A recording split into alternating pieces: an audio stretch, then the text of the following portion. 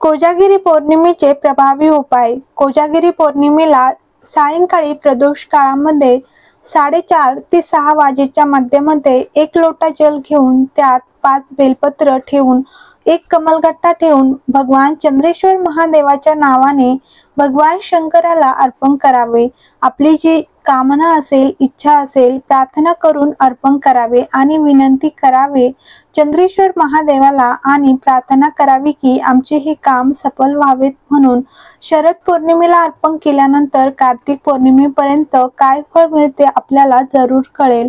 कोजागिरी पौर्णिमेच्या दिवशी माता लक्ष्मी साक्षात चंद्रलोकातून पृथ्वीलोकावर अवतरते आणि विचारते, कोण जागरती?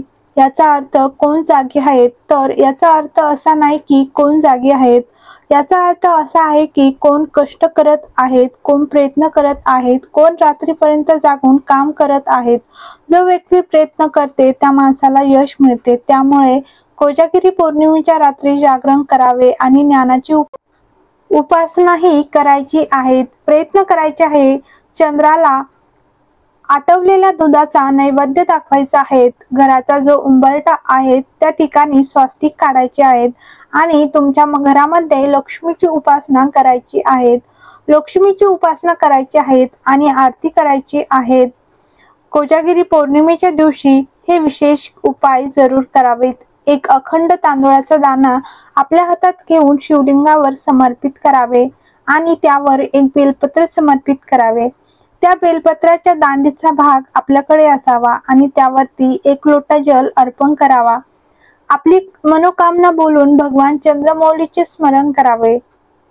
पिंपळाचे एक पान घेऊन त्यावर थोडेसे तांदूळ ठेवावेत आणि पौर्णिमेच्या रात्री ते पान आपल्या हातात घेऊन आपल्या डोळ्यांना लावून शरीरावरून स्वतःवरून उतरून दरवाजापाशी ठेवून द्यावेत.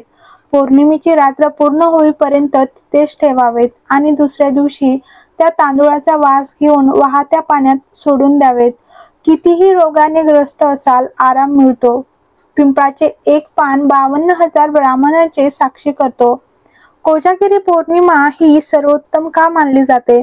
आरोग्य, संपत्ती आणि आनंद मिळवण्यासाठी कोजागिरी पौर्णिमा सर्वात खास आहेत. कोजागिरी पौर्णिमेच्या रात्री देवी लक्ष्मीचे पृथ्वीवर आगमन झाल्यामुळे भक्तांना ऐश्वर्य आणि समृद्धी प्राप्त होते. या दिवशी चंद्राच्या किरणामधून अमृत वर्षा होतो, जे आरोग्यासाठी औषधाचे काम करते. यामुळेच कोजागिरी पौर्णिमेच्या रात्री दूध चंद्रप्रकाशात ठेवले जाते आणि नंतर त्याचे सेवन केले जाते. हे दूध अमृतासारखे बनते असे म्हणतात. या दिवशी चंद्राची उपासना देखील मानसिक शांतीसाठी योग्य मानली जाते. या दिवशी श्रीकृष्णाने गोपीसोबत एक असा महारास निर्माण केला होता जो मानव आणि देवदेवतांनाही पाहायला भाग पाडले होते. कोजागिरी पौर्णिमेला समुद्र मंथनातून माता लक्ष्मीचा जन्म झाला. या दिवशी रात्री देवी लक्ष्मी पृथ्वीवर फिरायला येते असे म्हटले जाते. कोजागिरी पौर्णिमेला निशिता काल मुहूर्तावर देवीला दूध अर्पण केल्याने आर्थिक सुख वाढते असे मानले जाते. कोजागिरी पौर्णिमेला देवी लक्ष्मीला तिच्या चरणी 5 सुपारी अर्पण करा. दुसऱ्या दिवशी ही सुपारी लाल कपड्यात बांधून तिजोरीत ठेवा. त्यामुळे तिजोरी कधीच रिकामी होणार नाही असे सांगितले जाते. पैशाची आवक वाढते. पौर्णिमेच्या दिवशी तुम्हाला 4 लवंगा घ्यायच्या आहेत. यासोबत लाल कपडा घ्यावा लागेल. यानंतर महालक्ष्मी आणि कुबेरजींचे ध्यान करून घरातील पूजेच्या खोलीत बसून देशी तुपाची ज्योत प्रज्वलित करा आणि त्यात लवंगांची जोडी ठेवा. उरलेल्या 2 लवंगांना खऱ्या भक्तीने महालक्ष्मीचे रूप समजून लाल कपड्यात बांधून आपल्या तिजोरीत ठेवा. तुम्हाला एवढेच करायचे आहेत. मंत्र नाही, तंत्र नाही. असे केल्याने तुमच्या सर्व इच्छा अवघ्या काही दिवसात पूर्ण होतील. सर्वात महत्त्वाचे म्हणजे तुम्हाला कर्जापासून मुक्ती मिळेल. तुम्हाला इतके पैसे मिळतील. तुम्हाला 2 गोष्टी लक्षात ठेवाव्या लागतील. एक म्हणजे उपाय करत असताना त्याबद्दल कोणालाही सांगू नये आणि दुसरे म्हणजे उपायावर तुमची खरी श्रद्धा असावी. नारद पुराणानुसार कोजागिरी पौर्णिमेच्या फिकट चंद्रप्रकाशात देवी लक्ष्मी निश्चित काळात तिच्या वाहनावर म्हणजेच घुबडावर स्वार होऊन वराला आणि अभयला तिच्या कमळाच्या फुलात घेऊन पृथ्वीवर फिरते.